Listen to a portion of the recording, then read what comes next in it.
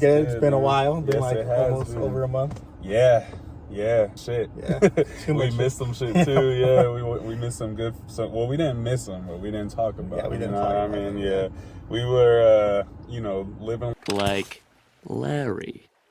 Living like Larry. We're gonna talk about this UFC 320. Yeah, 320 is a super stacked card. Very kind of Yeah. like the future of the light heavyweight division lies in. Yeah, man. I mean, whatever fucking future they got, we need we need to juicing that bitch up a little bit. But I don't know who beats.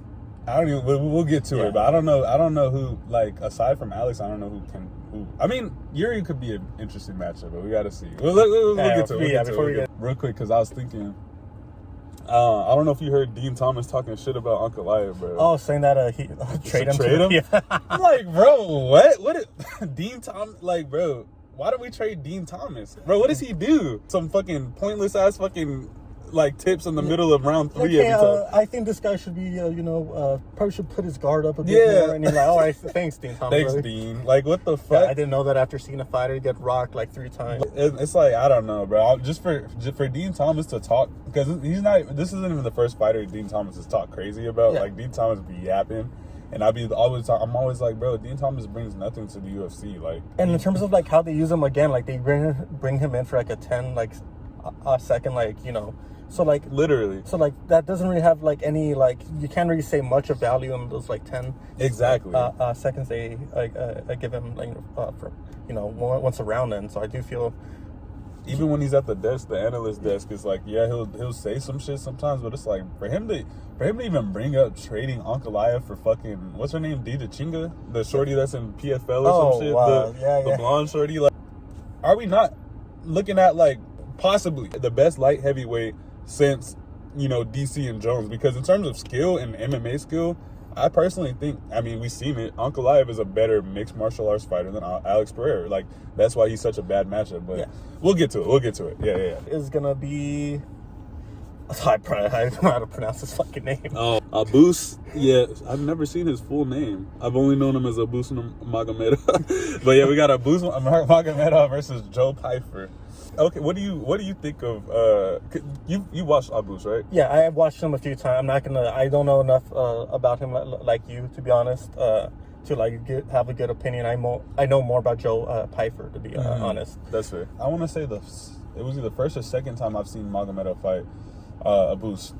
He got melted by Sean Strickland. I think that was a fight before he fought Izzy, actually. So, and he finished him. Like, oh, that's the one, late notice, right? Yeah, and Sean and he finished him. Yeah. Oh, yeah. Yeah. So I mean, Abus, he's improved so much from that fight. Like, his cardio, I feel like, but he still shows like suspect cardio sometimes. Like, he's fought in Abu Dhabi cards, and he looks good in them, but then like he starts to fade like around the same time every time, and like around late second, early third, he'll start to slow down a little bit. And it's not like, he's slowing down dramatically like how he did in the Sean Strickland fight, but definitely you see it. Yeah, you can definitely see it. And Joe Pyfer, he hits hard as fuck, bro. Yeah, that's kind of, let's be honest, the thing about Joe Pyfer is I do think that's like the only thing he brings to like this is a main attribute for sure. And I mean, Joe Pyfer, he doesn't really put on a crazy pace too. Joe Pyfer's a guy who's, jab, you throw that right in. And would you consider him more of a plotter? Yeah, I do think he slowly plots towards you. So, you don't have to be scared of Joe Pyfer trying to put like a crazy pace on you, to be honest. He does plot you down. He does, like, cut you off against the cage. Yeah, I think he has solid, he has alright cage cutting, I think, too. But he is more of like a plotter, like slow-footed, I would say. But then Pyfer lost against to Jack Hermanson like 3 fights ago. Mm-hmm. Maybe the fight. True. He did get exposed. Yeah, so you could grapple Joe Pyfer, and Joe Pyfer's a big one. He's like 6'3". He is a big boy. Yeah, he's a big boy. So and Abus is kind of tall too. I think they're probably about the same height. They're probably about the same height, but I think Joe is probably a little wider. Yeah. But like for Jack Hermanson to just take Joe Pyfer down and control him, if Abus does go in like big more grapple heavy, I could also see him winning that. Yeah, but that could also drain his bro. And I feel like he's naturally a striker first. Mm-hmm. Like he can definitely wrestle, but I feel like he'll probably burn more energy wrestling because I feel like he's naturally a striker. So I don't know. I feel like you said, if he could mix it up and maybe get a finish, that would be good for him. But I don't know. I don't trust his cardio past round 2.5. And I feel like if Joe Pyfer lands something big, it could like deter him, especially if he's already feeling tired. Maybe not even like a clean knockout, but like I can see him being tired and then getting hit like clean to the body, or like one clean shot up top, and then like starting to like change the way he fights to where he's in survival mode, and instead of trying to fight out of it, he's trying to survive for the rest of the fight. So I don't know, man. I feel like I'm kind of leaning more to Joe Pyfer. Yeah, I'm actually kind of leaning towards Joe Pyfer, to be honest. He did put up a good fight against Kevin Gastelum, who's not really, Yeah, exactly. Used to be 2025 Kelvin Gastelum. I mean, I don't want to put too much stock behind that. Again, Joe Pyfer, I don't think he's a world beater, to be honest. Like some people were saying when he came to the division. Apparently, he hits harder than Francis Ngannou, which I do not believe that. Dana White, right? I think Francis Ngannou would have melted Kevin Gastelum with any of those. Oh my God, one clean for... we didn't even got to talk about that. I do think Abus is a better pure striker than Joe Pyfer, and if he can rock him early, I can maybe see him getting a finish early. But Joe's kind of tough, so I feel like Abus, he'll probably press the issue early, and if he doesn't get him out of there early, he's probably gonna be fucked later. I think you said it correctly. You have to back up Joe Pyfer because he has a lot of power, but his power is coming when he's like coming straight at you, right? So he plants his feet, he throws that right, he throws that hook. But once you start trying to back him up, of course he's still gonna have that KO threat, but it does go down way more. Right. So I still think Joe Pyfer takes it. I feel like it's gonna be an easy the decision win for Pyfer, just because.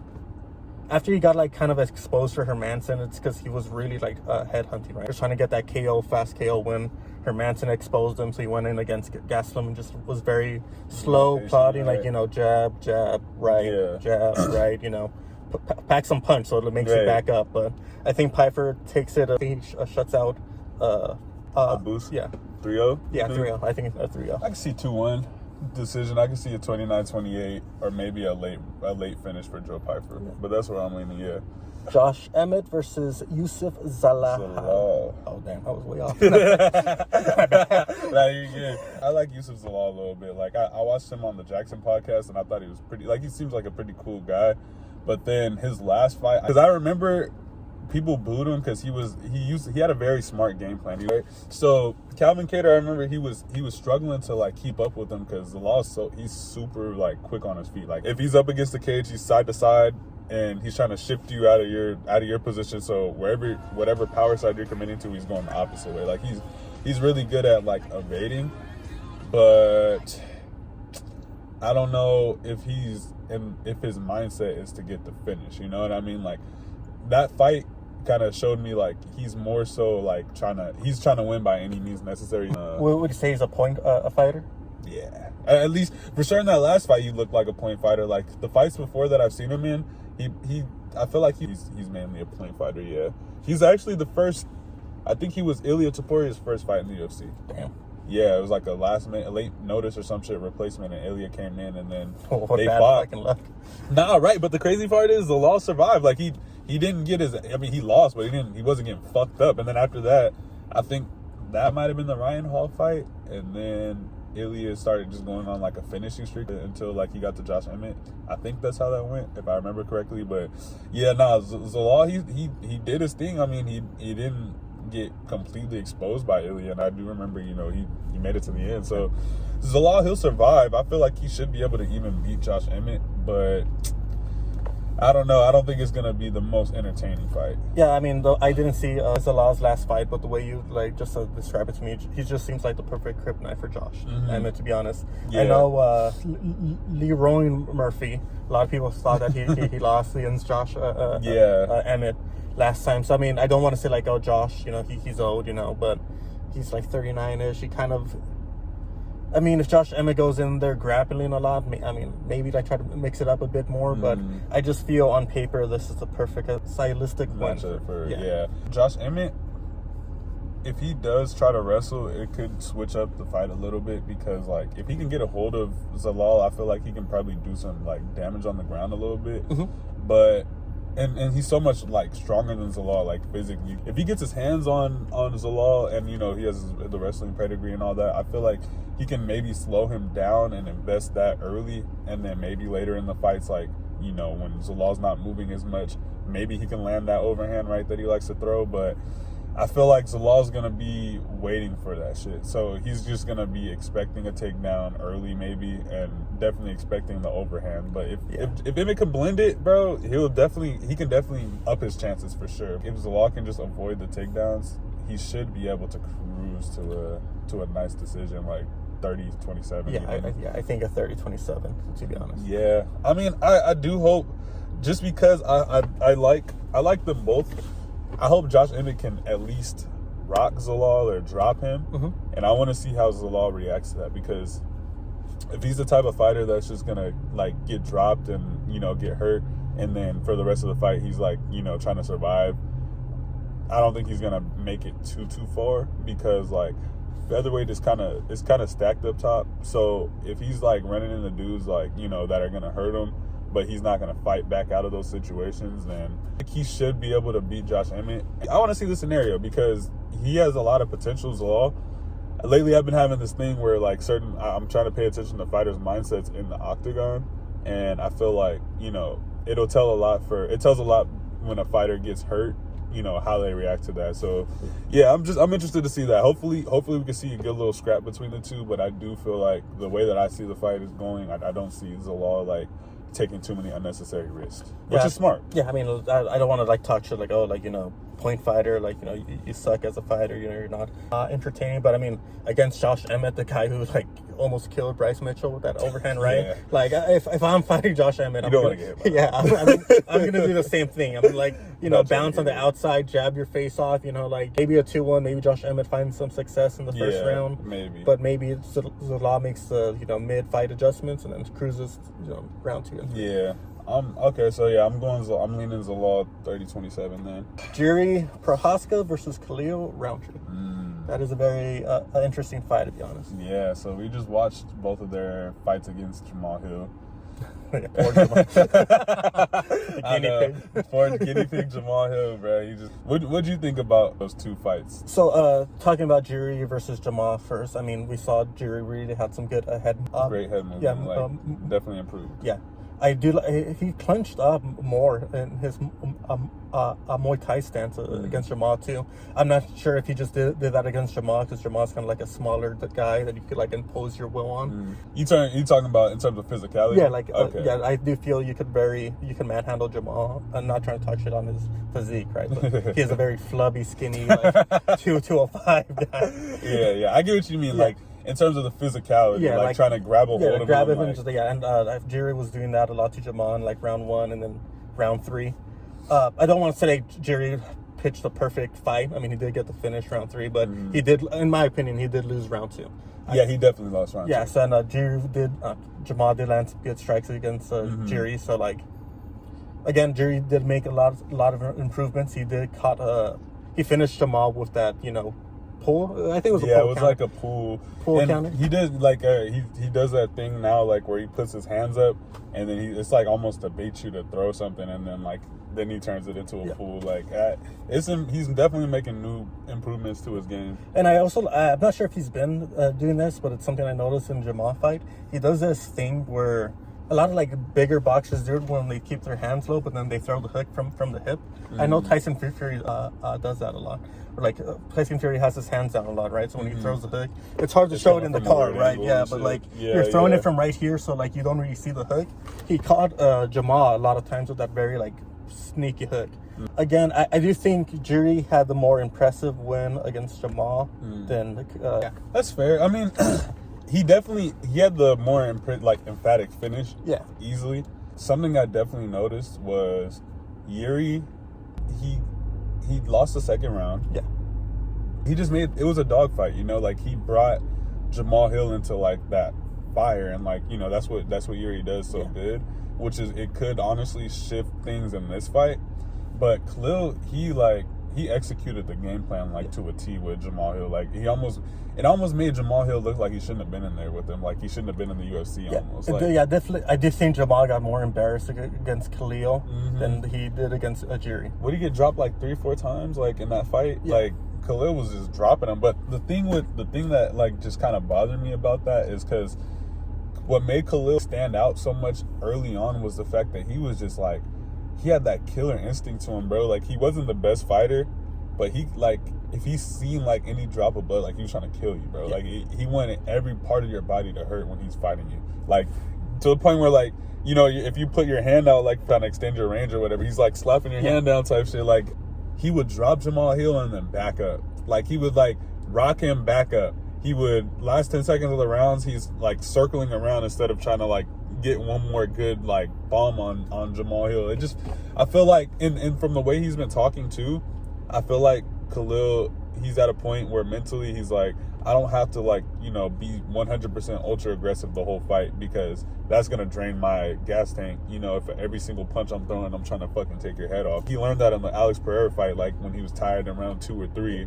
And he was like, oh shit, this motherfucker's still here walking me down. He made the mental adjustment where it's like, I can't kill you on every single attack. And I might not even throw as many attacks as I used to, but I'm going to land big. I'm going to fight smart. I'm not going to take unnecessary risks. If he could execute that with Yuri, he could maybe even win a decision.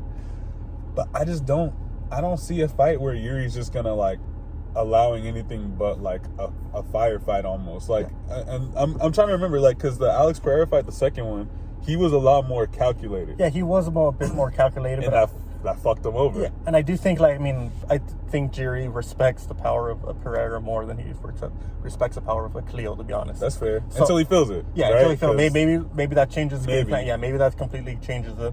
But if you're saying, if Khalil is saying, like, you know, he's not going to load up on his punches, he's not going to be the fighter that he was, you know, 2-3 years ago. Yeah. So my thing with this is, right, we see this a lot. You kind of have this like semi-good fighter, they fight the champion, they put up a good fight against the champion, and their style that brought them to fight against the champion, they change it completely after, right? Like Kevin Gastelum after he fought Izzy, right? Completely changed it to this like very like karate, like, you know, Wade patient guy, when Kevin Gastelum used to be a very aggressive, like in your face type guy. My thing is, like, Khalil, you being super aggressive, you being this, like, you know, trying to like plot you down, and he still kind of does it, right? But if you like change your style now, like you're kind of point fighting, like Jiri, I feel is like the perfect kryptonite to like point fighting, because he's going to be in your face, he's going to make it messy. Jiri could be down 1 or 2 rounds, and he knows that, and he's going to go for the finish. So like, I do get what you mean by like Khalil. He like saw what he needed to improve when he fought Alex, right? Like, you know, that cardio, you know, he needs to boost up his cardio, but at the same time, don't drop what made you successful and led to that title fight. I agree. And this fight was a 3-round fight. Yeah. I wonder if he is going to take a different approach, or if he's still going to try to fight smart, you know, and like make sure he doesn't get hit as much. So I might definitely notice neither of them really check leg kicks like that. Like, it's just kind of crazy. But I think Khalil throws the better leg kicks, you know, that Muay Thai style, like he's trying to chop your legs. So if he can throw those early and land early on Yuri, that'll probably help him a lot, because Yuri's all about exploding into you, and, you know, he's trying to like throw that straight punch down the middle and pull and all that, and all that's just gonna slow down if you don't have like a strong enough base. So I feel like if he can execute that early, he'll be good. But I can also see a thing where Yuri's trying to throw over the top of the leg kicks and land on Khalil, because Khalil doesn't have the best chin. No, he doesn't. And I mean, you brought up a good point with the leg kicks against Yuri, because his fight against Ratchet. Yeah, I mean, Ratchet was winning that fight just on like the leg kicks, to be honest, up until like the 3rd round. So I mean, the like blueprint is kind of there. You know, Yuri doesn't. He's chopping those legs. Yeah, bro. like chop those legs. But I mean, if Yuri just gets in close, and like I know Khalil's made improvements against since Johnny Walker fight, but if Yuri kind of has the same game plan that like Johnny Walker had against Khalil, just like grab him against the fence, just make it messy, just make it a very messy, bloody fight, which is what Yuri does well.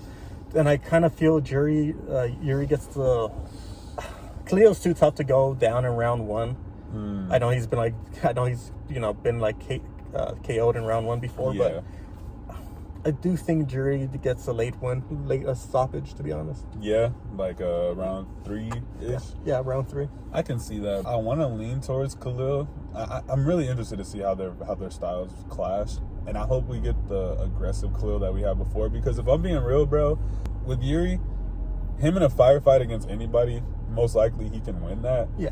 But I wonder, bro. Like, what is Khalil with Khalil like meeting fire with fire in that one?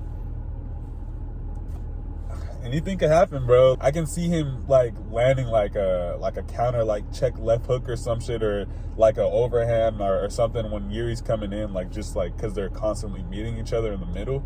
I wouldn't blame Khalil for wanting to fight smarter, but I feel like Khalil also kind of struggles with taller fighters. I feel like not that he struggles against taller fighters, but aggressive taller fighters that are in his face that aren't trying to like let him walk them down. Like if they're walking him down and they're using their range, which he's long, he knows how to use the long attacks.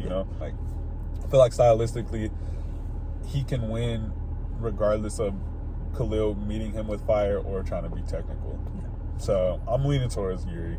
I think it's going to be a great fight. I think it's going to be a finish too, like you said. I think it's going to be a fight of the night, to be honest. Yeah, I can see. Yeah, somebody's getting finished in that fight, bro. Like, it has to. If not, they're both going to look bloody as fuck like by the 3rd round, bro. Like, I'm excited for that one, man. That's going to be heat for sure. But I got Yuri. You got Yuri too? I got Yuri by late 3rd round finish.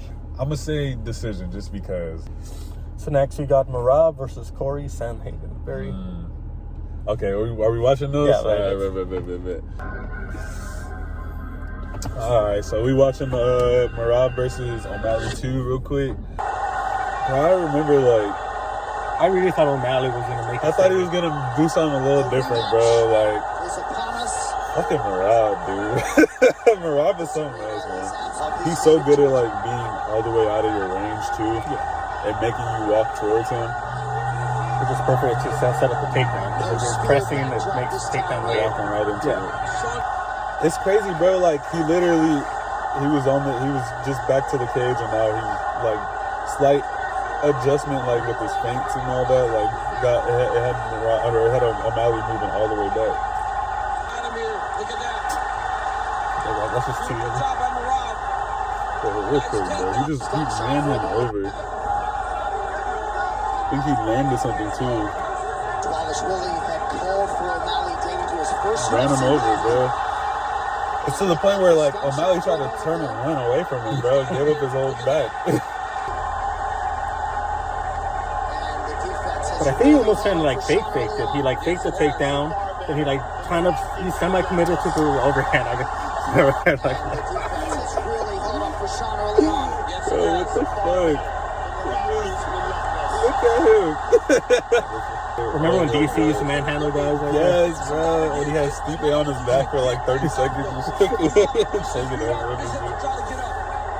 And because Merab's not that much of a submission threat, go to your knees. Right, he's getting up now. Yeah, go here. Merab isn't that big of a threat submission-wise. Not bad if they're going to get submitted.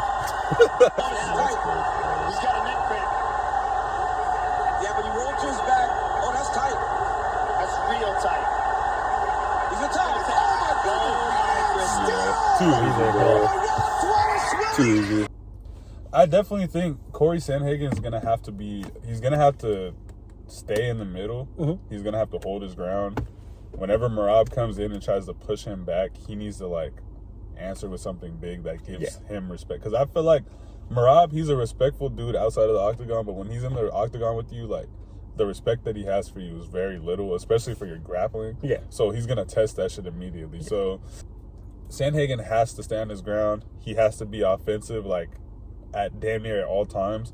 Like he can't. As soon as you get too defensive against Merab, he just starts to snowball you. So I feel like he has to hold his ground for sure, bro. I think you said it correctly. I mean, Merab doesn't like, you need to give something Merab to respect you, right? I mean, we saw against Jan, right? He just like kept backing up Jan, and he didn't respect like spammed the spammed the takedown because he didn't respect the grappling of he did against Umar, right? Umar too, right? Yeah. So Corey, you need to find a way to make Merab either feel threatened when he's going in for a takedown, or like or like you said, do you need to hurt him enough in the body or anywhere else? Or Merab is kind of second guessing the takedown. Yeah, that even, and also if you do get to the ground with Merab, I think he needs to do what he did against Biggie. Just roll for the legs and like be aggressive. Like he has to create offense everywhere, bro. Yeah. Like even off his back, he has to be creating offense, because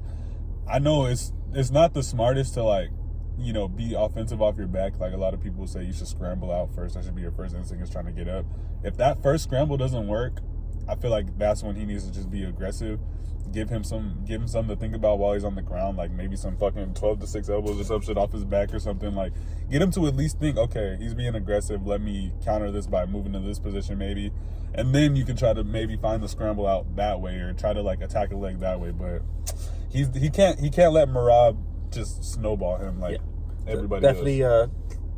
Pull out a prime Tony and just like, if you're on your back, then make the person bleed. Like make Merab bleed, make it messy. I do think Merab is very, I mean, no shit, he's a tough guy, right? He's a UFC champion, but I mean, like, just make it a very dirty fight. You know? Take that confidence away from Merab, make him respect you inside the cage, and then, you know, try to find I don't want to say a lucky shot, right? But I mean, it's gonna be a long night. Yeah, bro, it's gonna be a long night, especially like, I don't know. Do you feel like if you're Corey, do you try to look for a finish, or do you test your I think you look cardio? for a finish. I think that's the only way someone's gonna stop Merab in the next year or two. You have to look for. I think so too. I'll be honest, it's like you kind of know that like past round 2 you're like at a disadvantage. Yeah. Which is crazy. Yeah. But once you gotta hit your second win, bro. Yeah. So I think Corey, he's gonna go, if this is the thing, if you try to go very patient or like calculated against Merab, then he's just gonna like snowball. Like you said, he's gonna snowball you. Mm-hmm. That constant pace, whatever, he's just gonna eat you alive. So I think, Corey, if I'm you, I hope your cardio is super good, but go crazy around 1, hurt Merab enough, or like I guess he like kind of has to like slow down for round 2, and then just hurt Merab as much as you can in the first round. Go crazy, go fucking, you know, that one meme, like, go crazy, dude.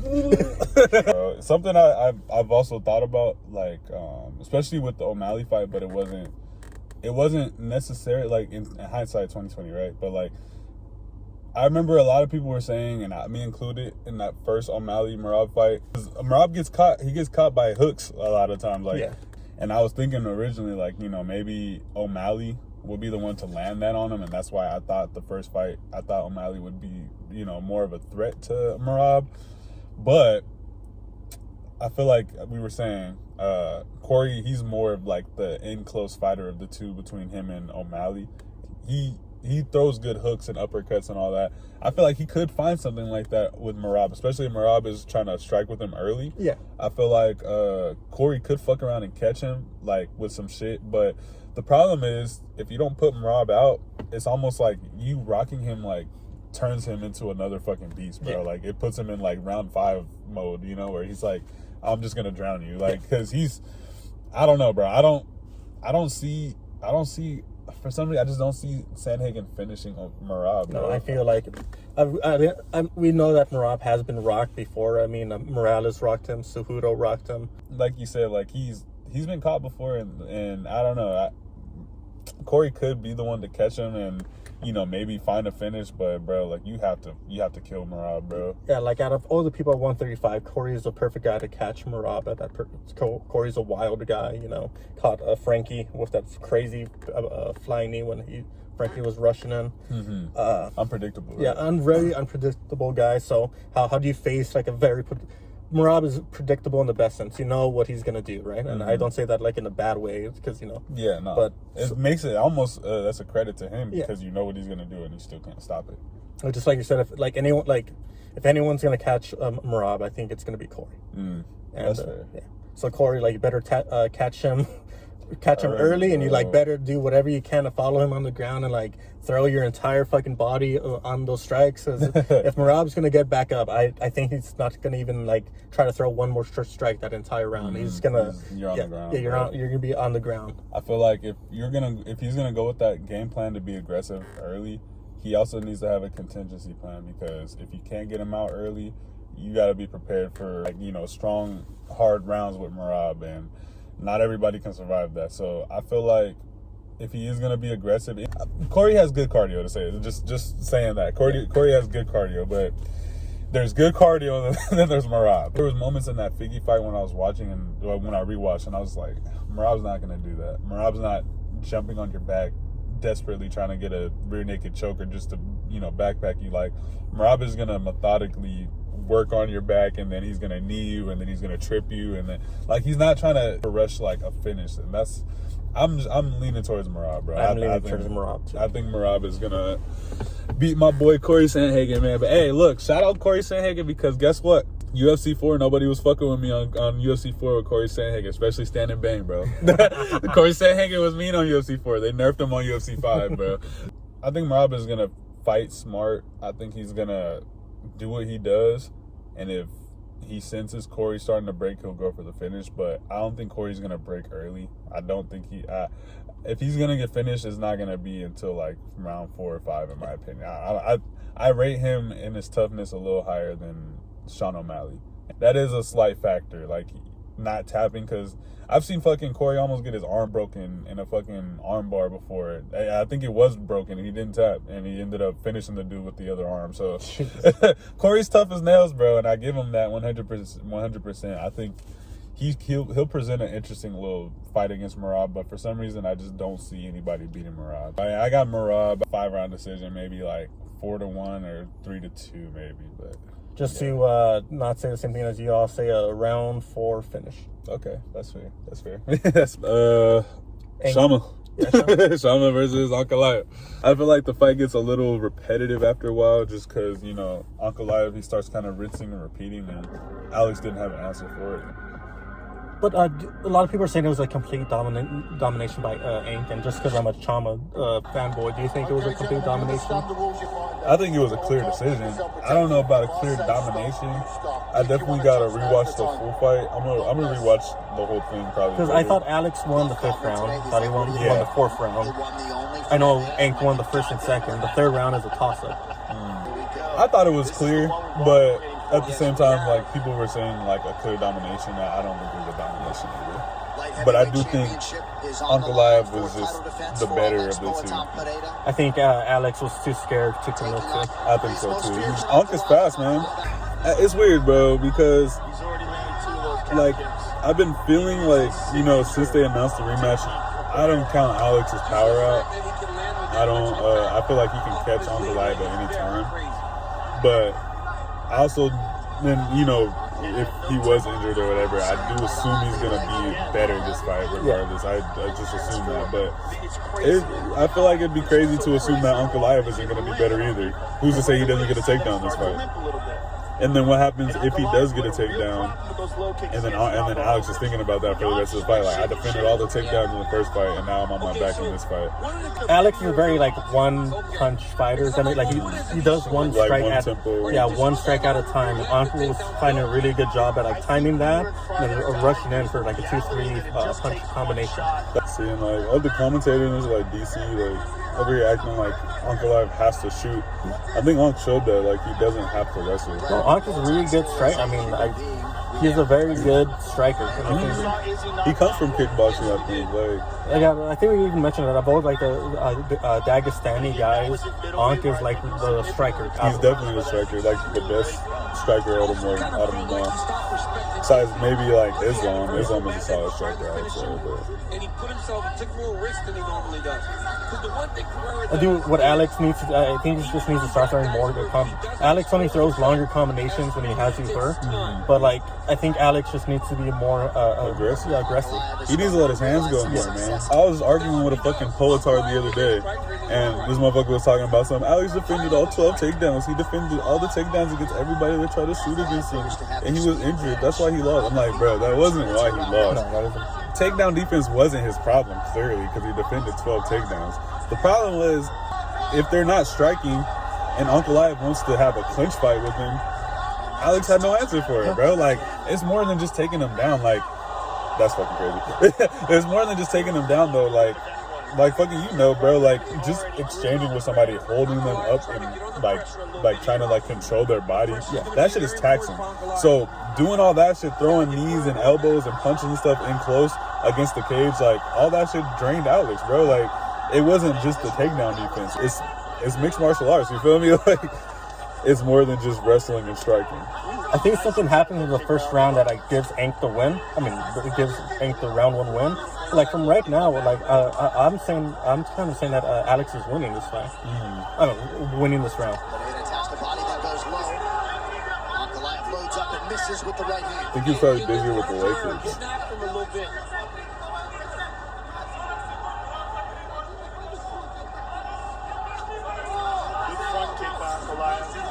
He was throwing a lot of those front kicks too. See, 14 leg kicks to 6.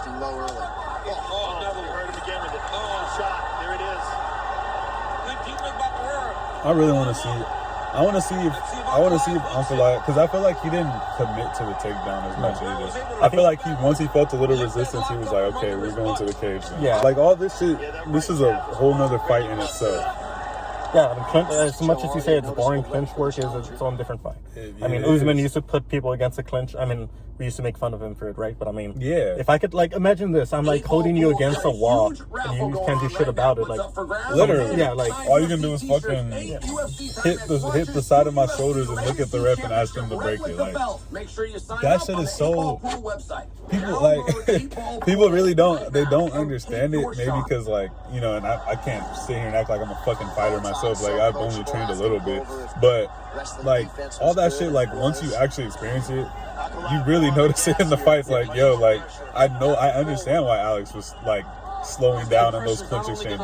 He's taking body shots, he's taking, you know, shots to the face, he's getting kicked in the legs, and now he's getting wrestled against, like, this big-ass motherfucker.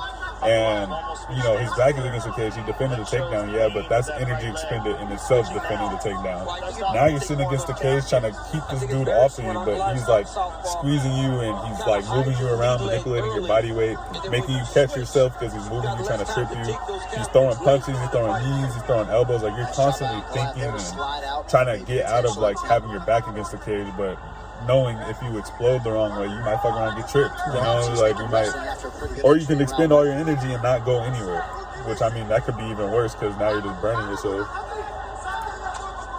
That front kick to the body was so. Ank was doing a very good job at making Alex bite, and then when Alex would bite, then he would react, and that's when Ank would rush in either with a front kick or with his little 2 or 3. Yeah.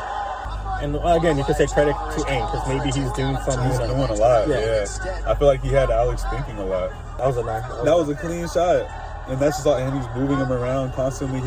He's being the aggressor towards Alex.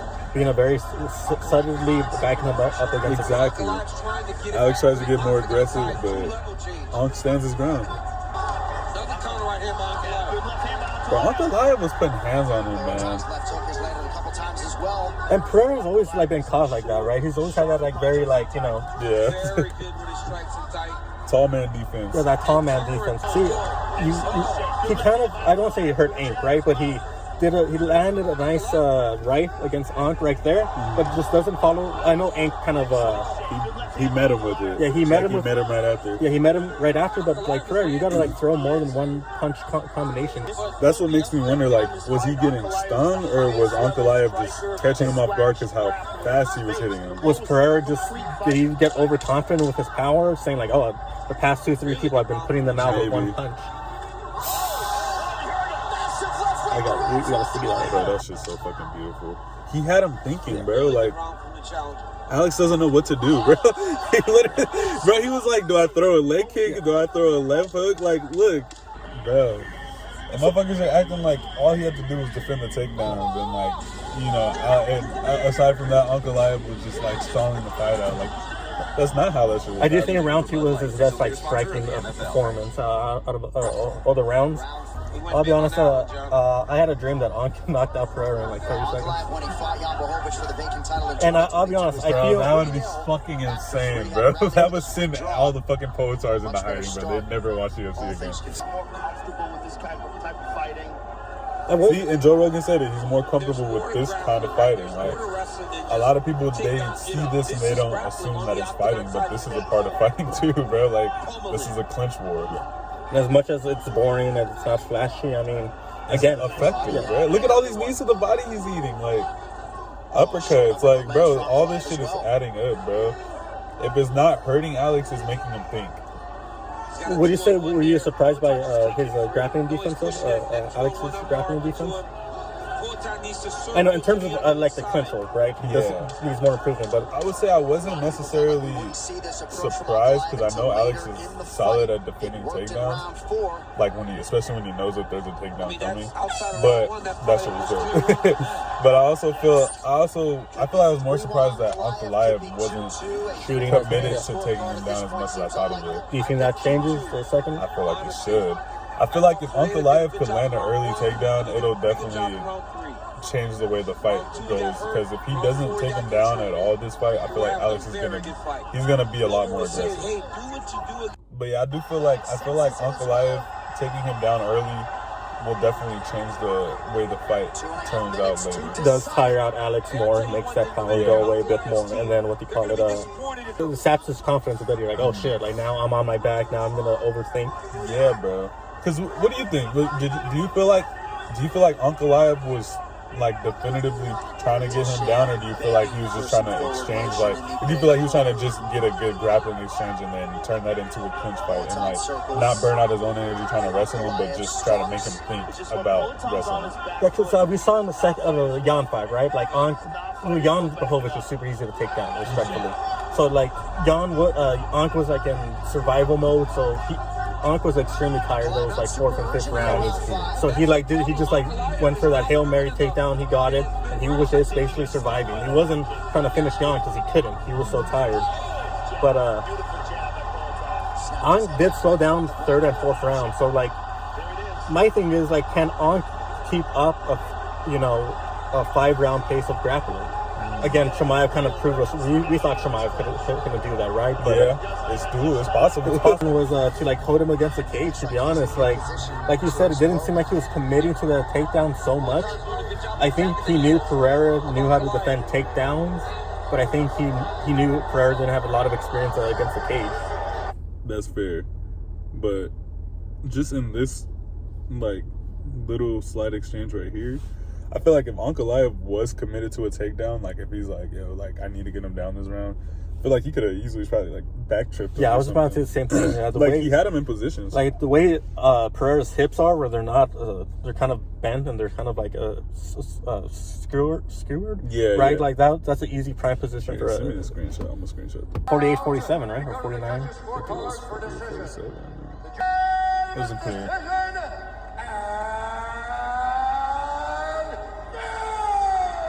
Do you want me to see the scorecards for this fight? See what the judges said? Well, one judge had it 49-46, and the other two had it 48-47. So I know strikes don't make a fight, right? But like in terms of striking, Alex outstruck him the 1st round, outstruck him the 4th round, and the 5th. Mm-hmm. But Ank had him against the cage on the 4th and 5th. Yeah, and then the significant strikes too, like. Ang definitely landed the bigger shots of the fight, for sure. Yeah, he stole round 2 and 3 just by those big shots. Yeah, see, the fight is it's closer than I remember, maybe because I had Alex winning, and I thought Alex was going to win, but he lost. But it definitely was a closer fight than I remember, but in my opinion, it still was a clear Ankalaev decision. I feel like, and also there's a thing where a lot of champions, they do improve after they win the belt, you know what I'm saying? So Ankalaev, this could have been his best training camp that he just had, like he could be on a whole nother level for all we know. Like I genuinely hope he's been working on his wrestling to where like maybe like where he doesn't have to force like a crazy takedown, he could just trip Alex or something. I want to see what they do on the ground, bro. I want to see how the fight looks on the ground with them for at least a round or two, and then we can strike for the rest of the fight and see like what's up with that. Because if Alex can't defend a takedown, or if Ankalaev just literally can't take him down, I feel like there's gonna be a different outcome. I feel like Alex is gonna, if he can defend every takedown again, I feel like that's gonna give him enough confidence to where he's gonna start taking more risks. And I mean, he can try to take more risk, but and I feel like that'll be better for him because it'll help him probably get a knockout. But if he does take more risks, Ankalaev is such a good counter striker, bro. Like he could honestly catch him earlier, maybe even and finish him. The reason I'm not 100% before Pereira is just because history has shown that like it's pretty hard for like a long range champion to get their belt back on the second fight. I don't think history is on Pereira's side. Yeah, Pereira's side in terms of like you're an incumbent champion and then you come back and fight the guy who took it from you. Took it from you. I get you on that. Like it's definitely rare, and like him being so much older too doesn't help. I feel like in the back of his mind he also is feeling heavyweight. So I don't know. It's hard to say, bro. I feel like I'm leaning towards Ankalaev, but I feel like it'll be. You said Ankalaev could get a finish. I can definitely see that, but for some reason, if he wins again, I feel like it'll be a decision. But if Alex wins, I feel like he could fuck around and catch him. Yeah. But like I don't see Alex winning a decision against Ankalaev, bro. I feel like Ankalaev just has so many weapons to where he can close out a round strong. Yeah. He doesn't have to whoop your ass like all 5 minutes of the round. He can, stand at range for a little bit, pick at you. Maybe you hit him a little bit too, and then maybe he'll bum rush you a little bit, and then he steals the round. Steals around by just clinching. Yeah, to be honest, I think that's how like Ankh won the fight. I mean, super good at range. Right? He was outstriking Alex at range. You could put any excuse in for Alex, take down whatever XYZ. But like he stole the rounds because just like you said, last 2 minutes, bum rush him, catch Alex with some good strikes, and then put him against the cage. Yeah. So I mean. And of course, like the phrase, like it's not how you start, it's how you finish. The judge is going to see that, and then as much as they try to take the whole round into consideration, we're just human, right? We have human judges. What was the lasting impression? Yeah, what was the lasting impression? Oh, yeah, I'm going to give that round to Ankalaev, right? So I feel like it's definitely it's leaning towards Ankalaev, like how this shit could go, but. It's weird, bro, because I don't know, like for some reason I feel like Alex could catch him, bro. Like he could catch him, and if he hurts him, bro, like I do think Alex is going to come in super like aggressive, super motivated. He does not like Ankh, to be honest. Yeah. So you could say that's a good thing. You could say that's a bad thing. I hope he comes out more aggressive. Throw more than one fucking punch at one time. Please. Yeah, please. If the leg kicks aren't affecting Ankalaev, Alex needs to throw more hands because, like, he was getting clinched. He was getting countered. Even at range, he was, like, getting rushed. Like, he was getting pressed against the fence. Like, everything, like, Ankalaev wanted to do except for maybe commit to a takedown, he was doing. So, I feel like he's going to have to disrupt that, or it's going to be another long 5 rounds. Might be a very competitive fight again, and maybe Ankh steals it just the way he stole the first fight, just winning those last few minutes. But I'll be honest, I have like 60% Ankh and then 40% Alex. To be honest, I'll see like how the first round goes. If Pereira fights that first round like he fought this this first fight, I think then he's gonna lose. I'm leaning I'm probably more 70-30% for Ankalaev, but that 30% is strong with Alex, man. I don't doubt him kickboxing with anybody, and if Ankh is not gonna be able to take him down in this fight, I feel like it'll look more of like a kickboxing fight at range, and we're going to see a lot more success from Alex, but just that little bit more success could be a finish. You know what I'm saying? Like, it could be the difference between him catching him and not catching him. So I'm going to lean Ankalaev, but I will not be crazy surprised if Alex can, like, find the shot that puts him out. Like, will I be surprised because he has a knockout? I'll be like, oh shit, what the fuck? but I'll be like, at the same time, it's like, okay, Ankalaev couldn't take him down, and you're kickboxing with the best kickboxer of all time. Yeah, so like on paper, you're gonna be like, well, shouldn't be surprised for the knockout. Exactly. I'm the same way, but exactly. And it also, it all also depends is Alex. If he still is getting clenched ward and, he's getting kneed in the body and against the cage the whole fight or whatever, is that going to make him overthink again? Like, is he going to be overthinking again? I don't think so. I feel like he kind of learned that lesson from the first fight. Like, he can't overthink against Ankalaev, especially if he's not going to be getting taken down. But, I'm saying, like, it all depends. Like, once he gets popped in the face one good time, like, that could be, you know, him overthinking for the rest of the fight too. I'm gonna lean Ankalaev again. I'm gonna say Ant Still. He could fuck around and finish him, but I feel like he's gonna play it a little smart again, like how he did last time. And he seems like the type of fighter he'll commit to a game plan. So I'm gonna say 5-round decision, maybe even more of a clear decision, Ankalaev this time. But if Alex catches him, like if he rocks him one good time, I feel like that could be like a beginning of the end type moment. I feel like if he hurts Ankalaev and smells blood, I think Alex is gonna. I think Alex is one of the best guys. Like when he smells blood, he's gonna. He's gonna commit to that finish. And even if he doesn't get in that round, early in the next round, he's gonna be on your ass. So I feel like Ank cannot get hurt against Alex, and Alex can't overthink against Ankalaev. I wonder what if Alex wins, if he knocks him out, what's gonna be the celebration? Who knows? You might even keep fucking trying to Dive in it, bro! Fuck that nigga! Brings out a tire and just fucking. I'm leaning Ankalaev though for this one. I mean, leaning Ank too. I feel like we chose the same people. Most of the time we choose it. We did. All right, how about this? I will say Pereira round 2 knockout. That's what I'm going to bet on. Bet my, your soul on my soul. Come back next video with like black eyes, sunken eyes and shit. He lost. Yeah, that's who we got, y'all. Hopefully y'all enjoy the fight card and y'all be easy, all right? Be safe too. Don't drink and drive. Don't drink and drive. Yeah. I don't know why I said that. That's a good point though. Motherfuckers be drinking and driving. I better stop now. But y'all be easy, all right, man. We're gonna be more consistent. Yeah, we're promised to be more consistent. Yeah. But yeah, we're gonna be here for y'all. Y'all enjoy these fights, man. We got some bullshit coming up for y'all. Bye.